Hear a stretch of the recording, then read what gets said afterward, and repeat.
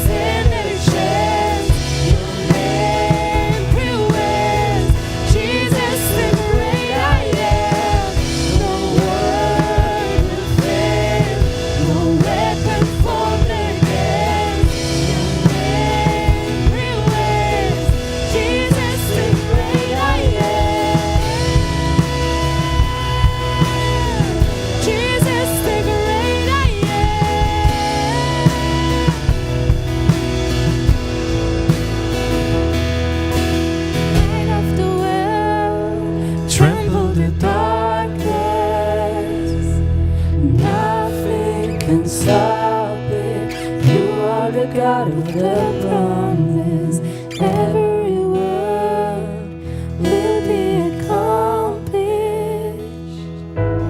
Nothing can stop it.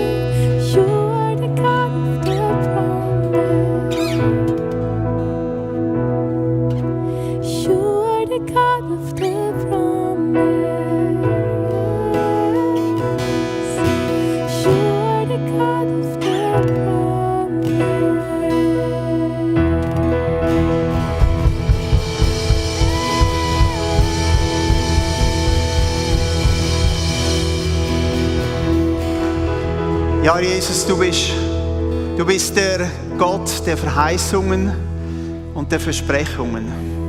Du verheißt nicht nur, du versprichst nicht nur, sondern Herr, du setzt auch um. Und Herr, wir danken dir, dass wir heute Abend in deine Gegenwart kommen dürfen. In deine Gegenwart, Herr, wo wir wissen dürfen, dass du unsere Gebete erhörst. Wir möchten in diese Dimension eintauchen, wo wir uns lösen vom Natürlichen, was uns gerade beschäftigt, hin zum Übernatürlichen, zum allmächtigen Gott, der alles im Überblick, alles im Griff, alles unter Kontrolle hat. Auch wenn wir ein anderes Gefühl haben, auch wenn wir einen anderen Blickwinkel haben, du hast alles unter Kontrolle.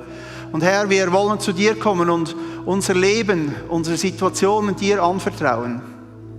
Du kennst jede Situation in unserem Leben, die uns bedrängen, die uns beschäftigen, die uns traurig machen, die uns in Depression versetzen, die uns krank gemacht haben.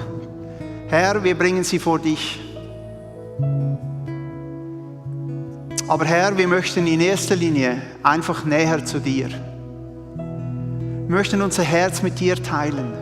Wir möchten dir sagen, Herr, wir lieben dich. Wir lieben dich von ganzem Herzen. Wir möchten ein Leben mit dir leben, das dir wohlgefällig ist.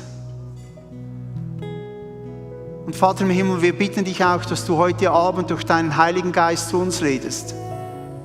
Wir bitten dich, Herr, rede mit uns über die Dinge, die dir wichtig sind. Und lass uns zur Ruhe kommen vor dir.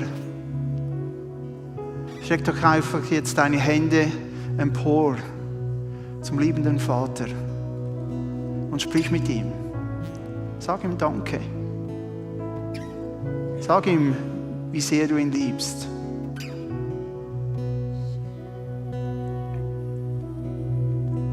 Herr, du bist würdig.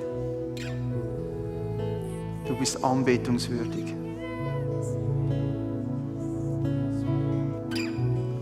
Würdig dir Danke zu sagen. Würdig dir unser Leben anzuvertrauen. Halleluja. Näher zu dir, Gott. Näher zu dir. Amen. Amen. Bitte nehmt doch Platz. Schön, dass ihr heute Abend wieder mit uns diesen Gebetsabend feiert. Ich möchte euch hier im Saal ganz herzlich willkommen heißen und euch einfach Gottes Segen heute Abend wünschen, so dass ihr richtig erfüllt werdet mit der Kraft des Heiligen Geistes. Und auch all diejenigen, die zu Hause zuschauen, zuhören, öffne dein Herz in dieser Zeit von diesem Gottesdienst. Wir sind in dieser Woche dran, näher zu dir. Und dazu haben wir die Stiftshütte aufgebaut, symbolhaft, so wie Gott auch mit dem Volk Israel symbolhaft gearbeitet hat, hinsichtlich dessen, was einmal geschehen würde, in der Zukunft vom Volk Israel, dann mit Jesus, als Gott seinen Sohn in diese Welt gesandt hat. Und heute werden wir uns mit dem Schaubrot beschäftigen, respektive es waren 12. Bevor wir das tun, werden wir aber noch mal einen Rückblick haben von den letzten 2 Tagen. Möchte ich hineinnehmen, ich weiß nicht, wer war die letzten 2 Tage da? Waren einige, und für all diejenigen, die nicht dabei waren, hör gut zu. Ich führe dich so in die Stiftshütte hinein. Und zwar, wenn du da reinkommst, zuerst beim Bronzealtar, beim Brandopferaltar dort, wo die Tiere geopfert wurden.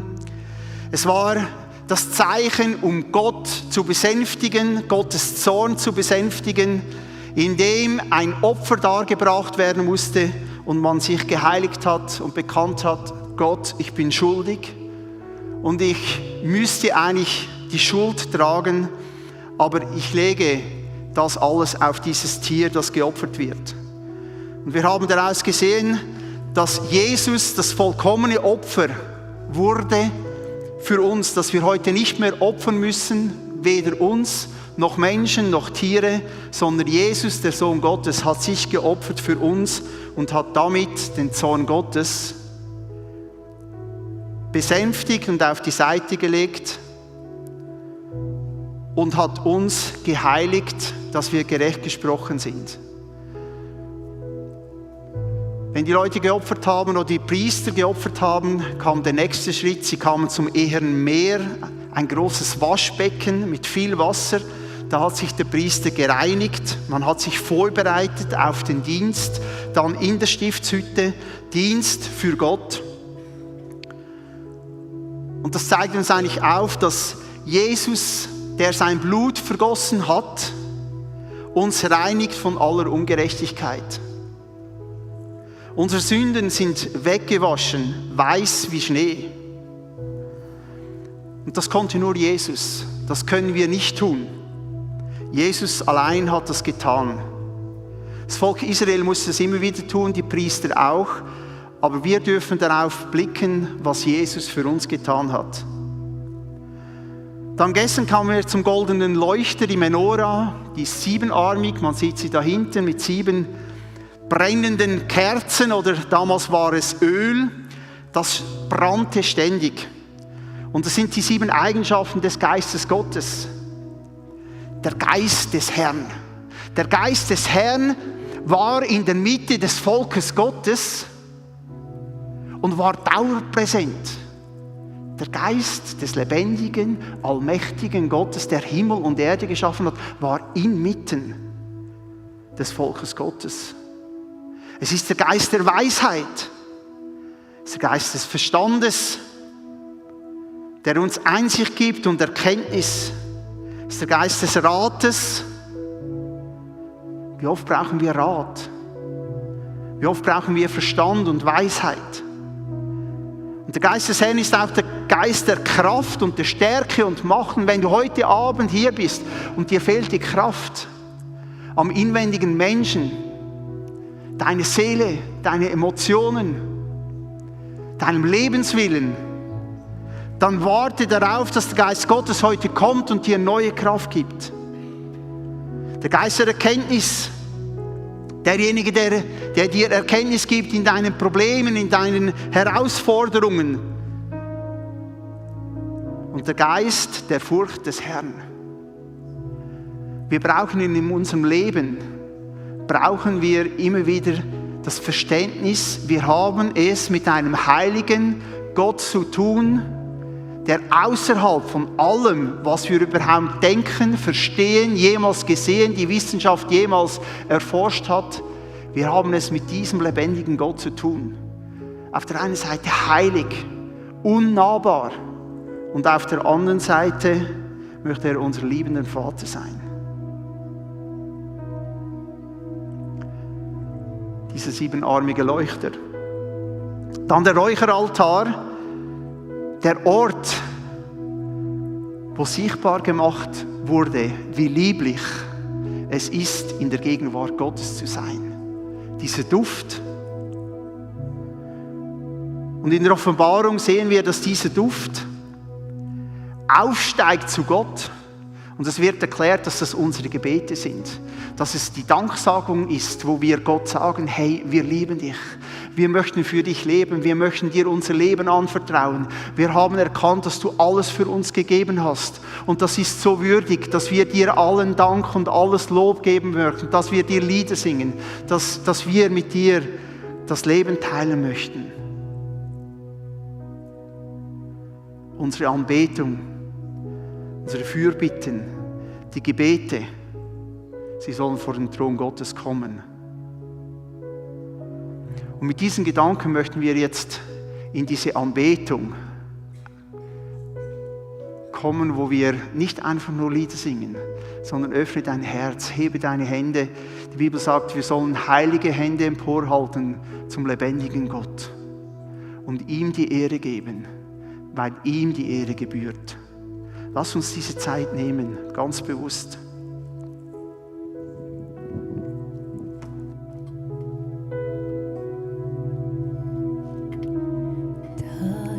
Hoffnung. Ein Gott, wo uns durch all die Täler führt. Da ist Hoffnung. Gehst mit uns durch jeden Sturm und jedes Feuer. Du bist da.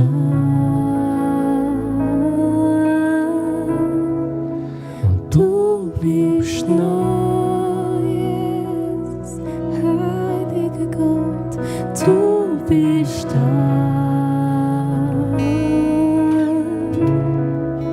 Und du bleibst nah. Du bist da. Und du bist da.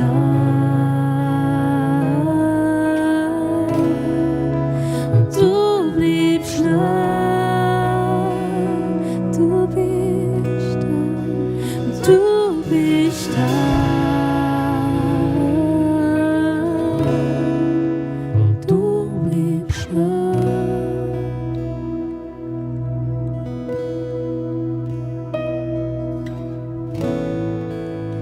Immanuel, Gott ist mit uns an jedem Ort, zu jeder Zeit kommst mit der Gegenwart. Immanuel,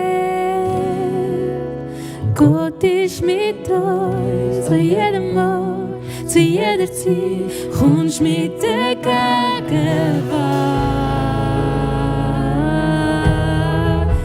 Mit der Gegenwart. Kommst mit der Gegenwart. Mit deiner Gegenwart. Du kommst, Jesus, mit deiner Gegenwart. Mit deiner Gegenwart. Ja, du bist da, Jesus, mit deiner Gegenwart.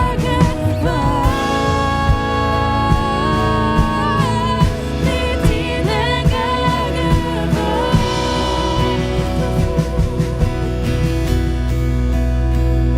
Und da ist Friede, wo höher ist jeder Lebenslauf.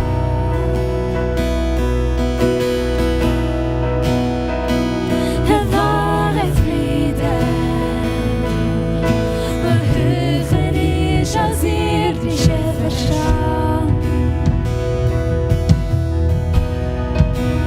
Du bist da,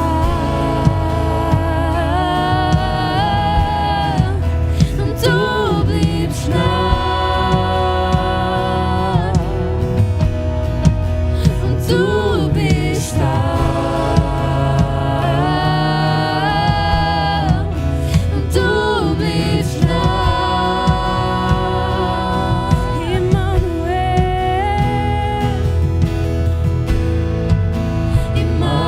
Immanuel, Gott ist mit uns an jedem Ort, zu jeder Zeit kommst mit der Gegenwart. Immanuel, Gott ist mit uns an jedem Ort, zu jeder Zeit kommst mit der Gegenwart. Kommst mit der Gegenwart. Kommst mit der Gegenwart. Kommst mit der Gegenwart. Jesus, wir wünschen, dass du kommst mit deiner Gegenwart, Herr.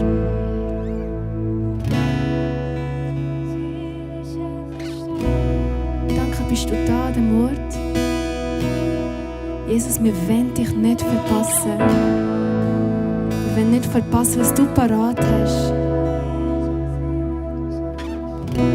Öffne du unsere Augen, öffne du unsere Ohren, dass wir dich sehen dürfen, dass wir dich hören dürfen. Weil Jesus, du bist da.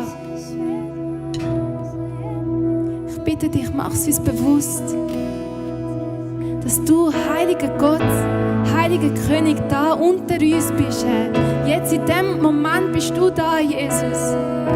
Und ich bitte dich, mehr von dir, Jesus. Dass wir erkennen, wer du bist, Jesus. Weil du bist heilig, Jesus. Dass wir erkennen, Herr, und dürfen gehen vor dir, weil du bist heilig, Jesus. Du bist mit uns, Herr.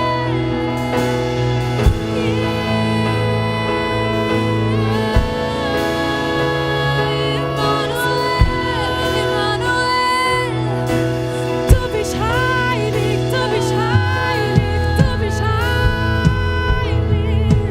Du bist heilig, du bist heilig.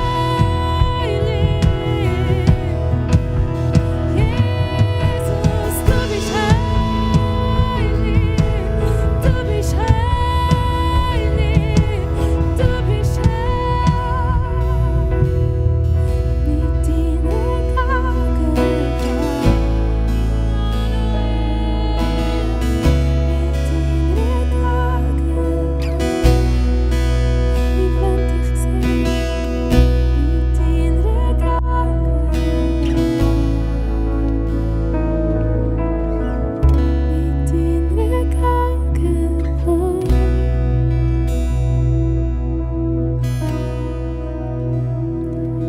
kein Berg, kein Tal kann uns trennen von der Güte jeden Tag, jede Nacht.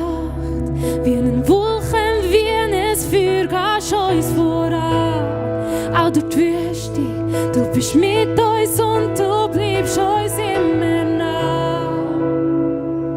Immer nah, kein Berg, kein Tal kann uns trennen von der Güte jeden Tag, jede Nacht.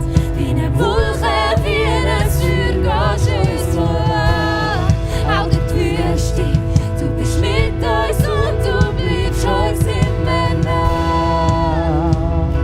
Immer nah. Kein Berg, kein Tal kann uns trennen von der Güte jeden Tag, jede Nacht. Wie eine Wolke, wie ein Feuer gehst uns voran. Auch durch die Wüste, du bist mit uns und du bleibst uns immer nah. Immer nah.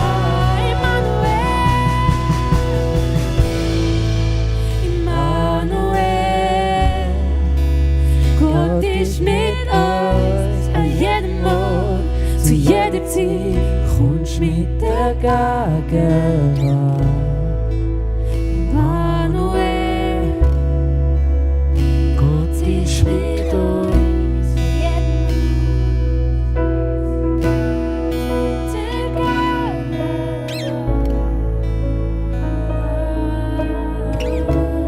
mit der Gegenwart. Du bist ein Gott von der Gegenwart, mit deiner Gegenwart. Du bist da zu jeder Zeit, jeder Nacht. Stand da vor deinem Thron. Das Feuer erlöscht nie. Das Feuer erlöscht nie. Was du hast brennen in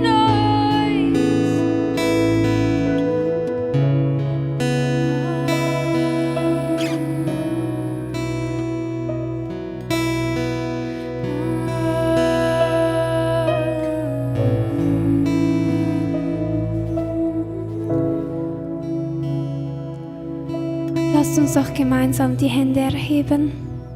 Wir möchten gemeinsam das Lied singen, Let It Rain. Gott, ich bitte dich, dass du deinen Geist ausgießt über uns. Herr, dass heute Abend unsere Erwartungen übertroffen werden. Herr, ich bitte dich, dass heute Abend die kleinen Flammen in uns dürfen anfangen zu brennen. Herr, ich bitte dich, dass dieser Brand nicht nur unser Herz betrifft, sondern unser Verstand, unser Handeln.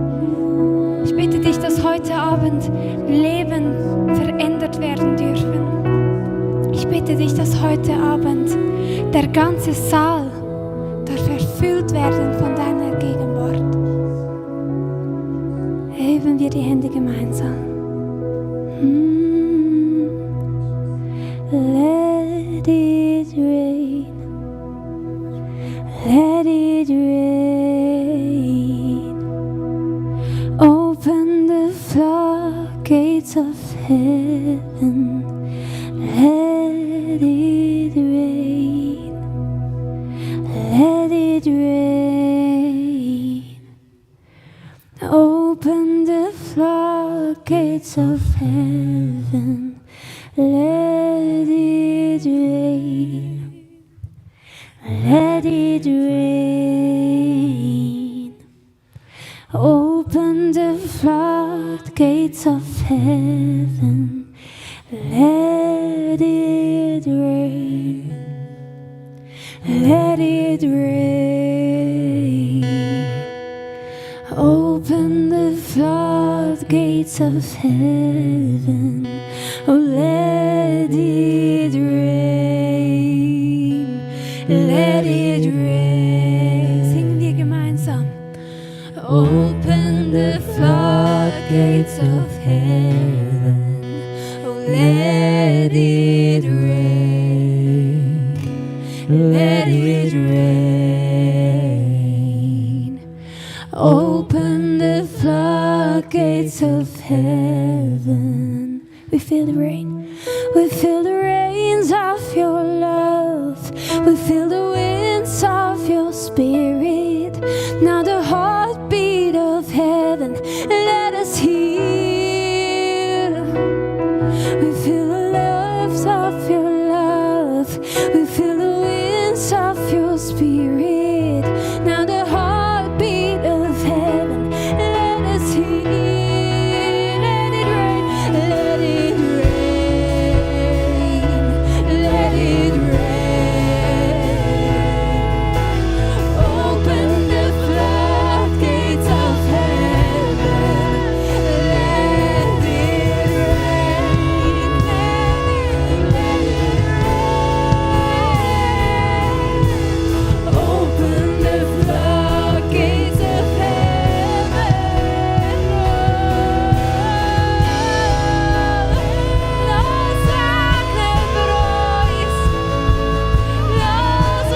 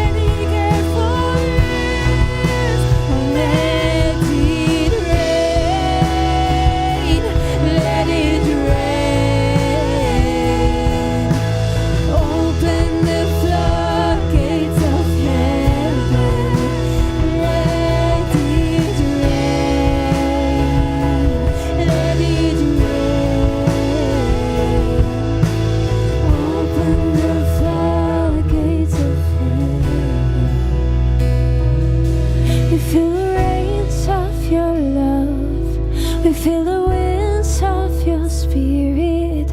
Now the heartbeat of heaven, let us hear. We feel the rains of your love. We feel the winds of your spirit. Now the heartbeat of heaven, let us hear.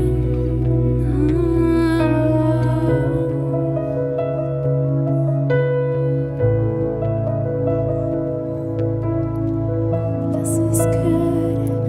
es gehören, lass es gehören, lass es gehören, lass es gehören, lass es gehören, lass es gehören, lass es gehören, lass es gehören, lass es gehören, lass es gehören, die nicht stehen. Lass es gehören, lass es gehören, lass es gehören, lass es gehören, lass es gehören, lass es gehören, die nicht im Jesus.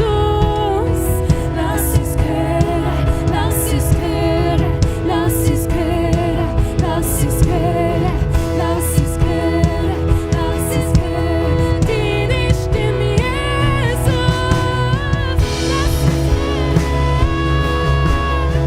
Lass es gehören. Oh, let it rain.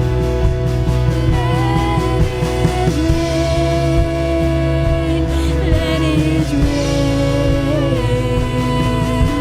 Open the floodgates of heaven.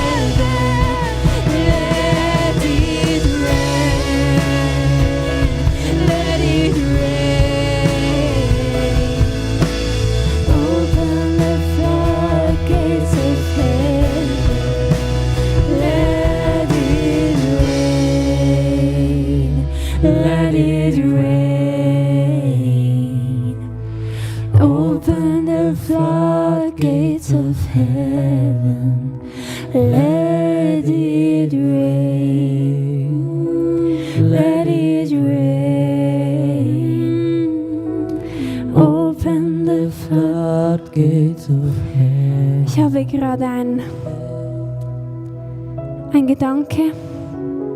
Lasst uns doch gemeinsam diese Menschen, die können, auf die Knie gehen. Und ich bitte die Instrumente einfach kurz ruhig zu sein. Ich glaube, Gott möchte heute Abend speziell zu gewissen Personen reden. Aber oftmals haben wir so viel um die Ohren, dass wir Gottes Stimme gar nicht hören können. Und lasst uns doch gemeinsam auf die Knie gehen und einfach kurz einen Moment der Stille. Lasst uns unsere Ohren aufmachen für Gottes Wirken.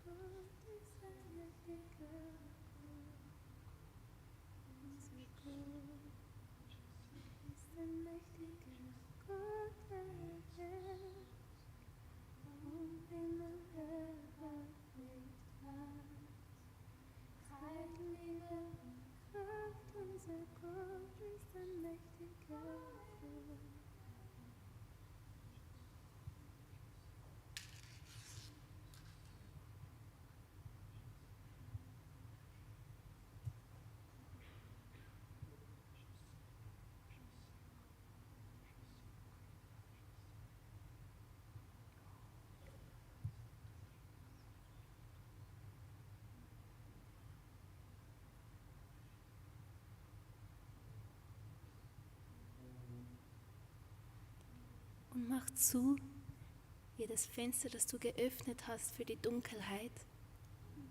Und mach auf, jedes Fenster, das du geschlossen hast vor Gott.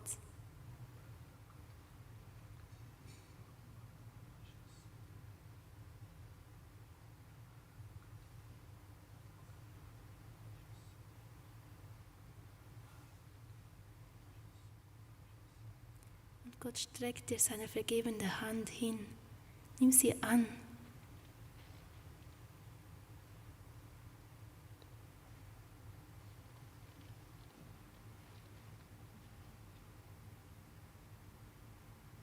Aber mach zu jedes Fenster, das du geöffnet hast für die Dunkelheit.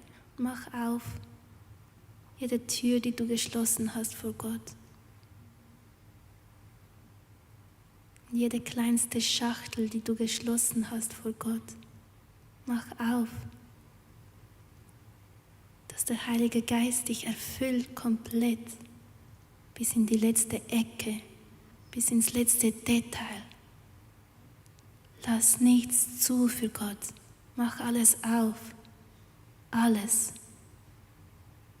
Er ist heilig. Er ist dein Gott.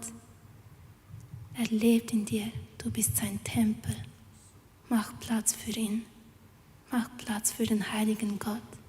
Er hat dich gewählt als seinen Tempel. Das ist sein Wunsch, in dir zu wohnen, bei dir zu sein. Mach Platz. Herr, ich mach Platz.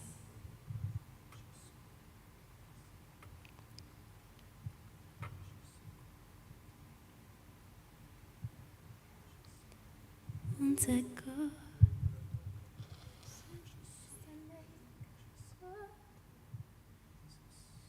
Vom Himmel herab mit Weisheit, Liebe und Kraft, unser Gott ist ein mächtiger Gott. Unser Gott ist ein mächtiger Gott, der herrscht vom Himmel herab mit Weisheit, Liebe und Kraft. Unser Gott ist ein mächtiger Gott.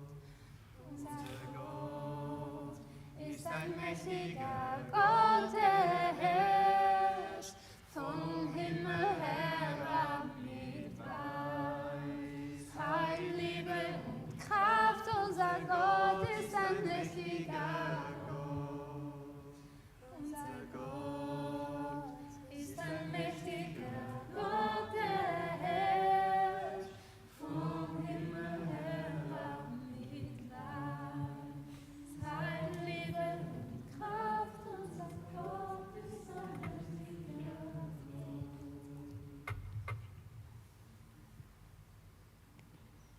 Und wenn Gott dir sagt zu sprechen, dann sprich. Wenn Gott dir sagt zu rufen, dann ruf. Wenn Gott dir sagt zu singen, dann sing.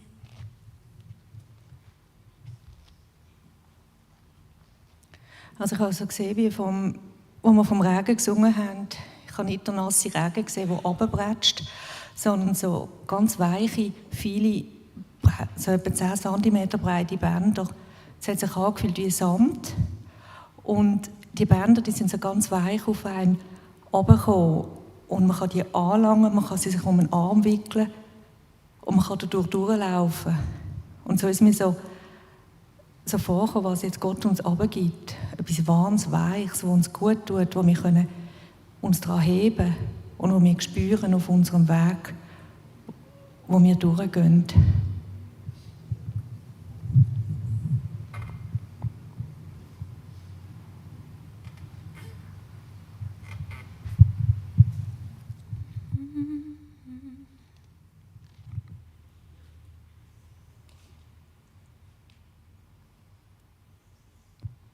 Wenn noch jemand ein Wort hat, dann komm nach vorne, sag es Markus und teile es.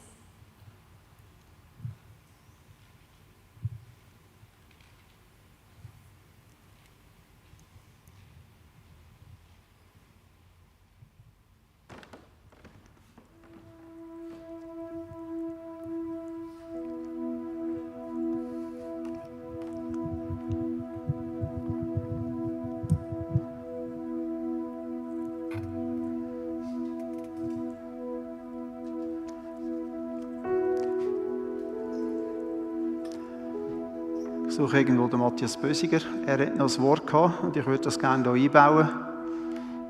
Matthias, bist du gerade da?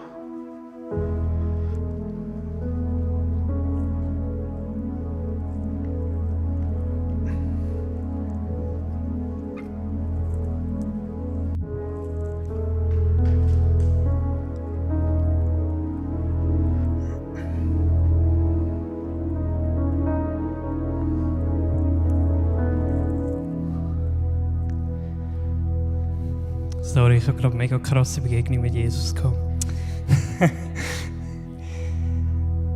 In Amos 8,11 steht geschrieben: Die Zeit wird kommen, spricht Gott der Herr, da ich eine Hungersnot ins Land schicke, aber nicht Hunger nach Brot und Durst nach Wasser, sondern den Hunger nach dem Wort des Herrn.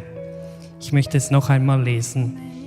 Die Zeit wird kommen, spricht Gott der Herr, da ich eine Hungersnot ins Land schicke, aber nicht Hunger nach Brot und Durst nach Wasser, sondern den Hunger nach dem Wort des Herrn.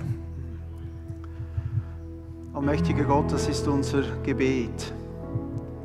Hunger nach dir, Durst nach dir, Hunger nach dem Worte Gottes, Durst nach dem Heiligen Geist. Näher zu dir. Amen. Amen.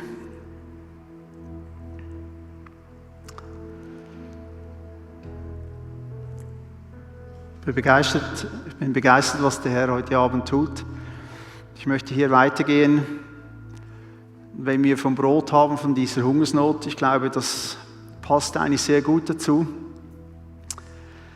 Wenn wir weiter in diese Stiftshütte hineingehen, dann treffen wir auf diesen Tisch mit den Broten, den Schaubroten. Die waren eine Woche lang, waren die in diesem Heiligtum. Man hat nicht davon gegessen, sondern erst am Sabbat. Es waren 12 Brote, sie symbolisierten die verschiedenen Stämme aus Israel. Und die Priester durften dann am Sabbat, Tag der Ruhe, dieser Tag mit der Verbundenheit mit Gott, durften sie an einem heiligen Ort diese Brote essen. Und diese 12 Brote, die symbolisieren nicht einfach nur die Stämme Israels, sondern auf der anderen Seite, dass Gott sein Volk nahe bei sich haben möchte im Heiligtum. Nicht draußen im Vorhof, nicht bei den Nationen, sondern nahe bei sich im Heiligtum. Noch nicht im Allerheiligsten, aber im Heiligtum. Und dort, wo die Gegenwart Gottes ist, dort, wo die Wolkensäule über dem Heiligtum war, die Wolkensäule, die das Volk Gottes geführt hat, oder die Feuersäule in der Nacht, wo symbolisiert hat, dass Gott da war. Und an diesem Ort waren diese Brote. Es war auch Symbol für die physische Versorgung Gottes in der Wüste. Es waren ja 3,5 Millionen Leute in der Wüste. Versorg mal eine so große Mannschaft. Also wir hatten 7 Personen im Haushalt. Und es waren Frauen, die haben nicht so viel gegessen. Jetzt kommen die Enkel nach und man sieht schon, dass die ganz anders hinten hauen mit dem Essen. Aber 3,5 Millionen Leute versorgen in der Wüste. Und Gott hat das gemacht. Gott hat ihnen das Manna gegeben, Brot gegeben, er hat ihnen Wasser gegeben aus dem Felsen. Gott hat sein Volk versorgt.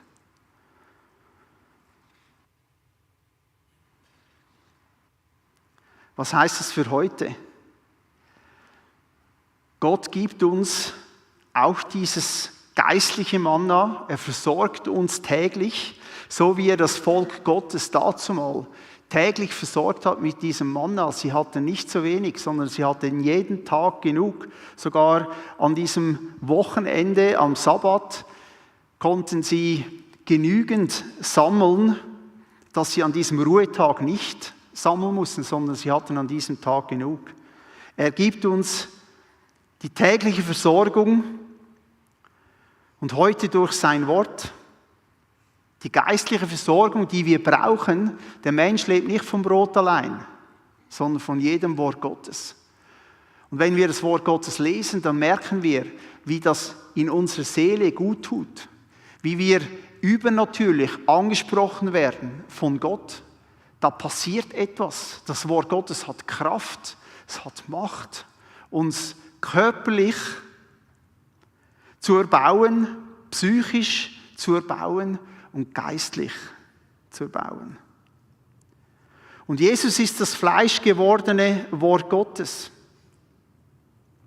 Er ist derjenige, der das Wort Gottes verkörpert. Wenn wir wissen wollen, wie Gott, wie der allmächtige Gott ist, das Volk Israel hat das physisch erlebt, als sie durch die Wüste gegangen sind, haben gesagt, unser Gott ist der Herr, unser Arzt, er ist der Herr, unser Versorger, er ist der Herr, unser Panier, er ist derjenige, der uns beschützt, er ist der Herr der Heerscharen. Und jetzt ist Jesus gekommen auf diese Erde, und zwar nicht nur für das Volk Israel, sondern für alle Völker, für alle Nationen, für dich und für mich. Und er sagt jetzt, ich bin jetzt diese Person. Ich war es schon immer, aber ich bin diese Person für dich, der dir die Versorgung gibt. Jesus, wohnt unter uns und ist dauerpräsent. Wie dazumal Gott in dieser Stiftshütte mit diesem Brot, wo er symbolisierte, ich sorge für dich, ist Jesus unter uns, in uns, sogar durch den Heiligen Geist. Und er sagt dir heute, ich sorge für dich, ich lasse dich nicht allein, ich bin immer mit dir.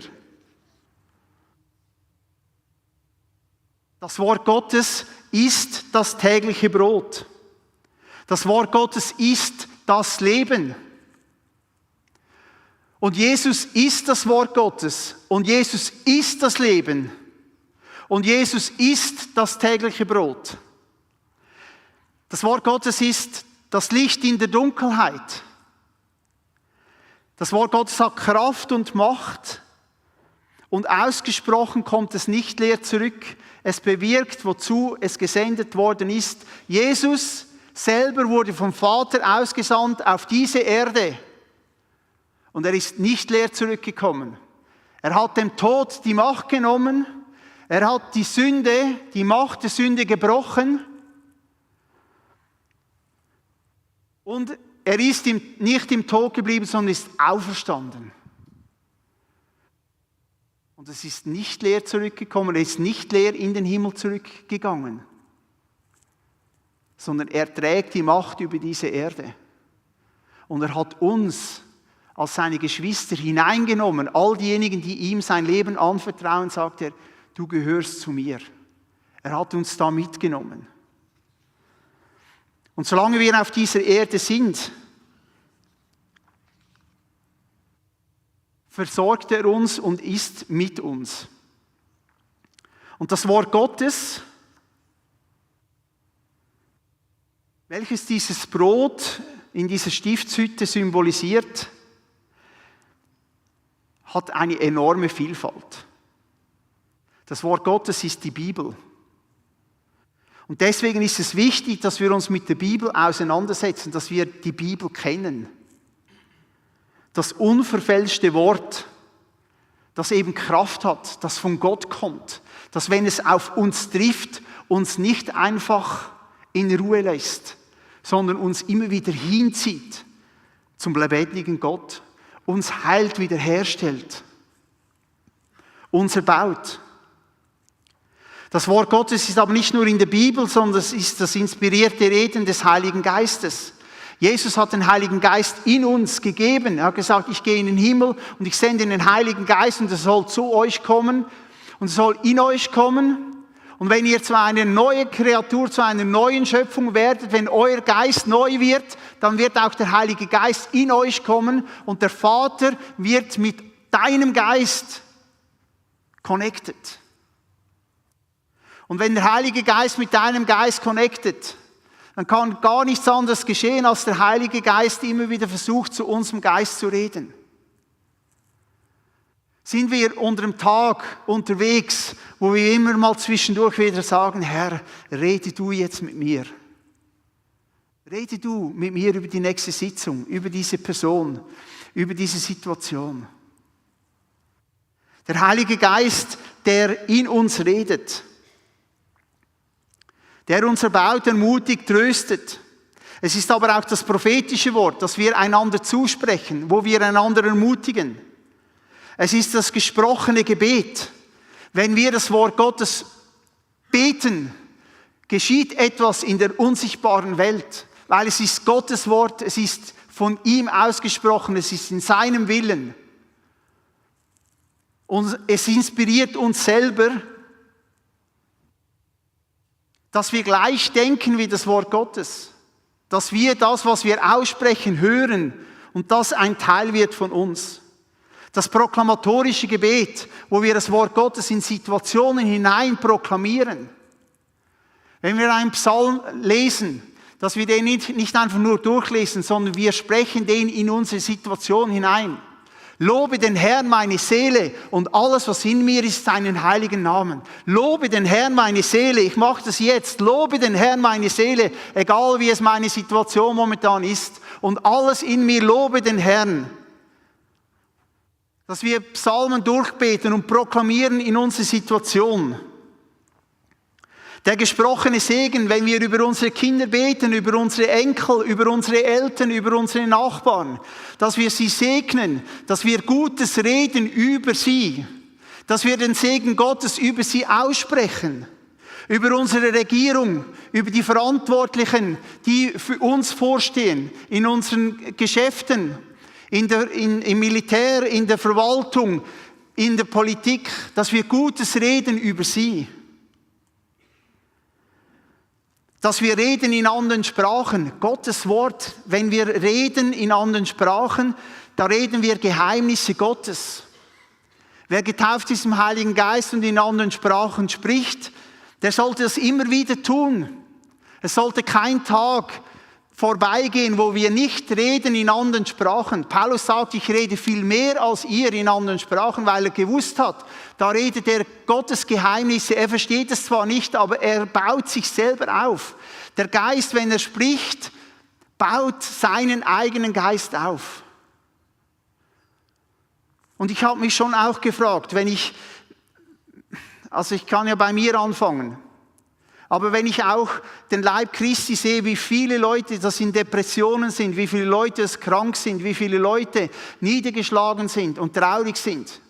Wie viel beten wir in anderen Sprachen? Wir nehmen irgendwelche Getränke, die uns aufputschen, die uns morgen früh schon irgendwie wach machen, aber beten wir in anderen Sprachen, wo wir so einen Red Bull, nein, es ist stärker, Energy Drink, nein, es ist stärker, weil es unseren Geist nicht nur aufputscht, sondern stärkt und offen macht für das Wirken Gottes. Und das verkündigte Wort, dass wir immer wieder in die Gottesdienste kommen, dass wir unter das Wort Gottes kommen, wo uns verändert, wo uns unserem Leben Ausrichtung gibt. 1,5 Stunden in der Woche. Amen.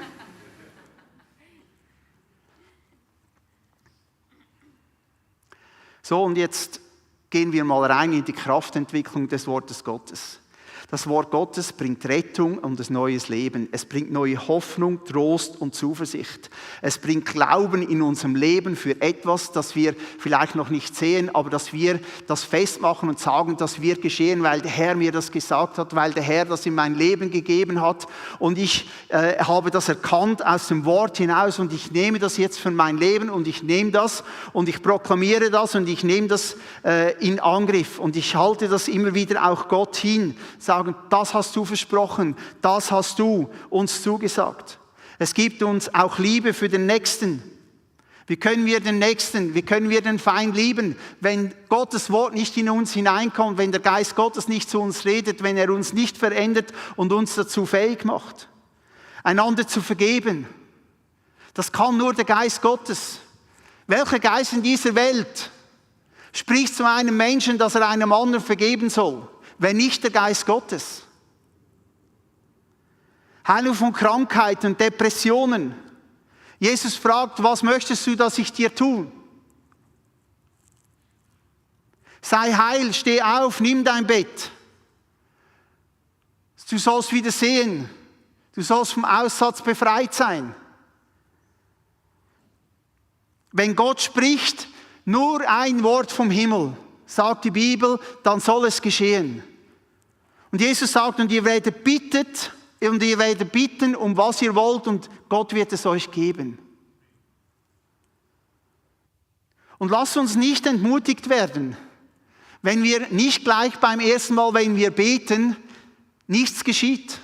Dann sind wir wie die bittende Witwe in diesem Gleichnis und kommen immer wieder und bestürmen den Thron Gottes und sagen, Vater, du hast es uns zugesagt, du bist der Abba, lieber Vater, und ich bitte dich, dass du das wirklich in Realität jetzt hier im Natürlichen sichtbar werden lässt. Befreiung von Dämonen und Süchten, Offenbarung und Erkenntnis und Weisheit in Situationen,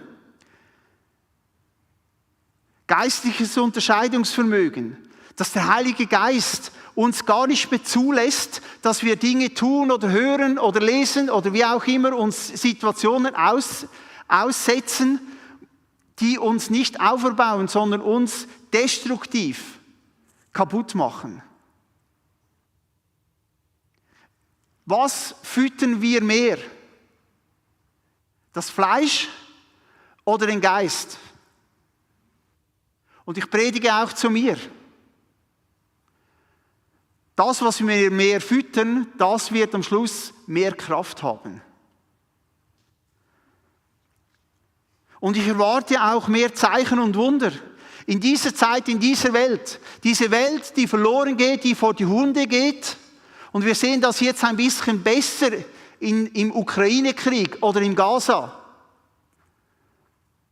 Aber wir sind uns nicht bewusst, was das heißt für die Ewigkeit. Und das muss uns wieder bewegen. Es muss uns bewegen tief in unserem Herzen, dass wir wissen, da draußen sind Milliarden von Menschen, die Jesus nicht kennen. Und Jesus hat uns berufen dazu, dieses Brot zu essen, dieses Brot aufzunehmen und es auszuteilen, zu brechen und zu verteilen.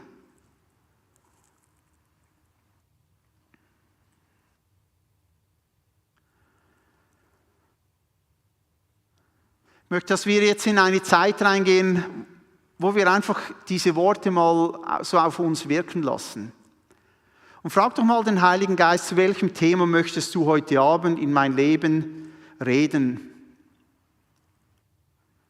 Sprich mit mir darüber.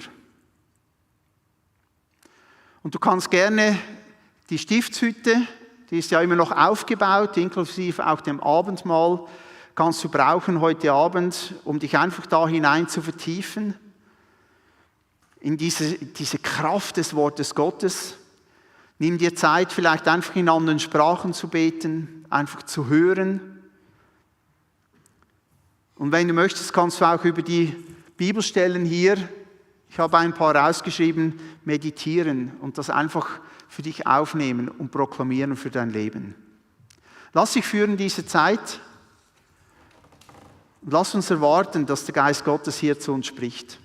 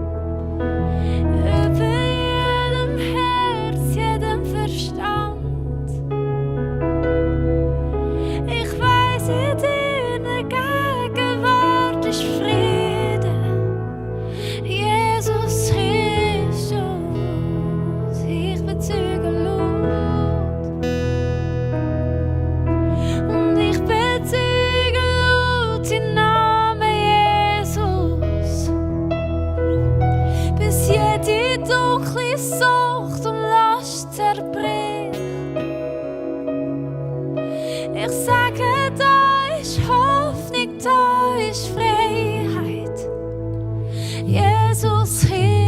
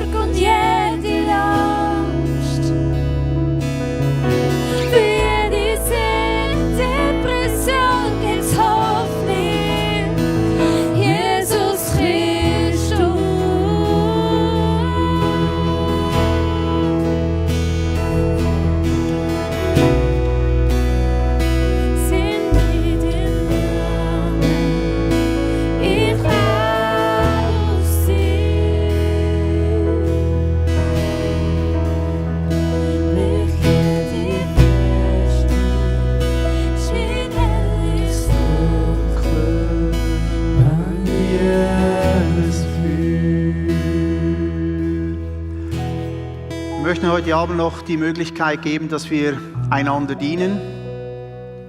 Wenn du gerne möchtest, kannst du gerne so in dieser Vertiefungszeit auch für dich bleiben. Aber wir möchten gerne an diesen verschiedenen Orten, die wir hier aufzeigen, möchten wir gerne einander dienen. Ich habe ein paar Leiter gefragt und wir haben auf dieser Seite Heilungsgebet, wo wir gerne für dich beten. Wir werden auf dieser Seite einen Segnungstunnel haben, da ist Thomas verantwortlich. Einen heißen Stuhl, wo wir einfach für dich hören und für dich beten, dir prophetisch dienen. Dann, wenn du Seelsorge brauchst, Ratgeber, dann auch in diesem Bereich. Und wenn du sagst, ich möchte getauft werden im Heiligen Geist von dem, was wir heute Abend gesprochen haben, ich möchte einfach auch empfangen, ich möchte mich danach ausstrecken, in anderen Sprachen zu reden, dann komm bitte auch auf diese Seite zu unseren Leitern, die dort stehen. Und lass uns weiter jetzt einfach so auch in der Gegenwart des Herrn sein.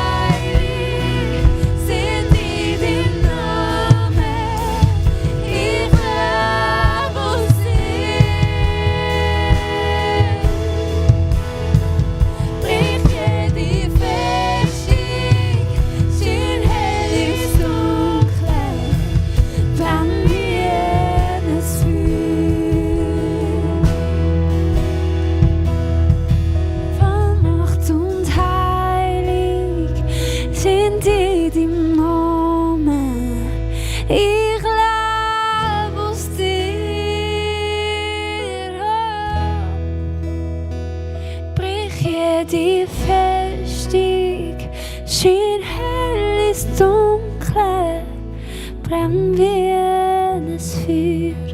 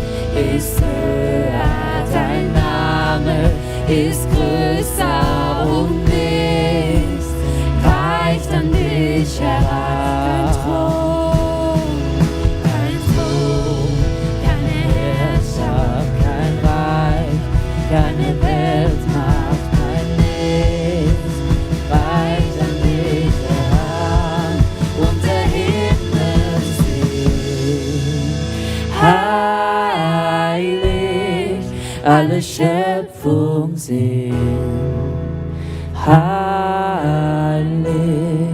du bist hoch erhöht, heilig, heilig für immer. Hör dein Volk es singt, heilig, dir dem Herrn der Herrn, heilig, denn du bist und bleibst heilig, heilig für immer, denn du bist und bleibst heilig, heilig für immer. Ja, Jesus, wir danken dir, dass wir einfach so eintauchen dürfen in die Gegenwart mit dir, mit dem Vater, mit dem Heiligen Geist. Du bist heilig, heilig für immer. Wir kommen zum Ende dieses Gebetsabends. Die Zeit läuft ein bisschen davon, aber wir haben noch einen Tag, wo wir vielleicht arbeiten müssen. Deswegen ist es auch weise und klug, wenn wir die Zeit auch nutzen zum Schlafen. Aber wenn wir schon bei heilig sind, morgen werden wir uns in der Stiftshütte mit der Bundeslade auseinandersetzen. Ist im Allerheiligsten in der Gegenwart Gottes. Und ich habe die Gegenwart Gottes heute Abend enorm geschätzt, auch schon gestern, vorgestern. Aber ich warte für morgen einfach so eine Dichte der Gegenwart Gottes. Wir lesen in der Bibel aus verschiedenen Orten im Alten Testament, als der Tempel gebaut wurde, war die Gegenwart Gottes extrem stark da. Die Leute konnten nicht mal dienen.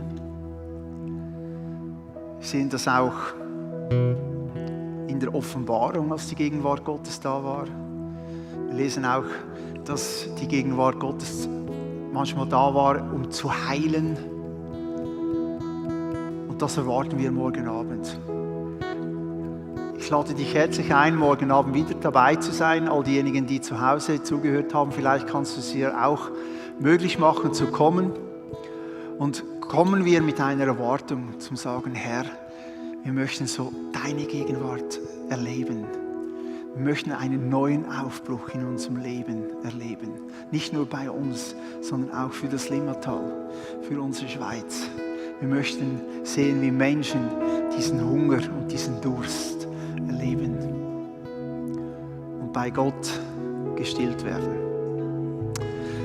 Vater, so segne ich uns jetzt für diese Nacht. Bitte dich, Herr, dass wir zur Ruhe kommen und dass wir in dieser Nacht auftanken dürfen und dass wir einfach so in dieser Ruhe bei dir die Nacht verbringen dürfen. Schenk uns morgen Kraft, Weisheit in allen Dingen, die wir zu tun haben. Danke, Herr, dass du mit uns bist. Amen. Amen. Kommt gut nach Hause. Jetzt habe ich, glaube ich, etwas vergessen. Sind das? Hey.